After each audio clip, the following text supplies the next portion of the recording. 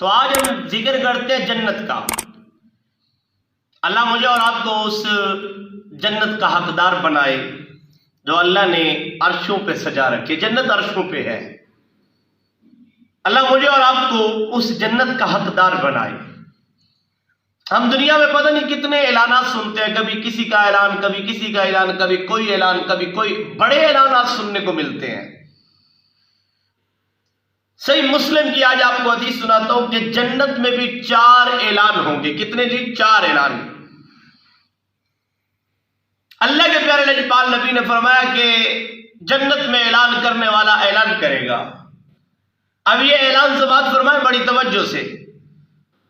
اب یہ اعلان کیا ہوگا جی جنت میں؟ بڑے دنیا میں اعلانات سنتے ہیں، کبھی مسجد کی سپیکروں سے، کبھی رکشے والے سے، کبھی سائیکل والے سے، کبھی موٹر سائیکل والے سے، کبھی سبزی بیچنے والے، بڑے اعلانات ہوتے ہیں۔ جنت کے اعلان سنو ایمان تازہ ہو جائے۔ صحیح مسلم کی حدیث، اللہ کے نبی نے فرمایا اعلان کرنے والا اعلان کرے گا۔ پہلا اعلان کہ اب ہمیشہ تم اس جنت میں صحت مند رہو گے، بیمار ہونے والے نہیں ہو تم۔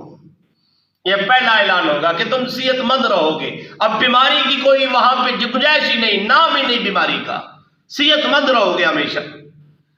دوسرا اعلان ہوگا کہ اب یہاں پہ زندہ رہو گے، کوئی موت نہیں ہے۔ یعنی وہاں تو موت کو بھی موت آ جائے گی نا جی حشر میں، جنت میں ہمیشہ زندہ رہو گے، کوئی موت نہیں ہے۔ میرے لجپال نبی نے فرمایا تیسرا اعلان ہوگا کہ جنت میں جوان رہو گے، وہاں بڑھاپے نام کی کوئی چیز نہیں ہے۔ یعنی جنت میں آپ ہمیشہ جوان رہو گے، کوئی بڑھاپا نہیں ہے۔ اگر کوئی یہ سوچ کے بیٹھا ہے کہ میں جنت میں بھی بڑھاپے میں چلے جاؤں، نہیں، وہاں پہ بھی آپ کو میرا اللہ جوانی عطا فرمائے گا۔ یہ صحیح مسلم کی حدیث ہے۔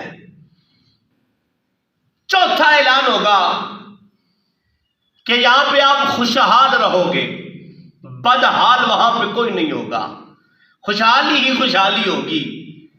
جس چیز کا آپ کا ارادہ ہوگا میرا اللہ اس ارادے کو پورا فرما دے گا۔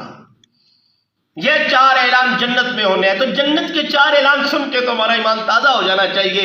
ہمیں تو چاہیے کہ ہم جنت کے ہر وقت جنت میں جانے کی کوشش کریں، ہم ایسے عمل کریں، ہم 5 وقت کی نماز پڑھیں، زکوٰۃ ہے تو زکوٰۃ دیں۔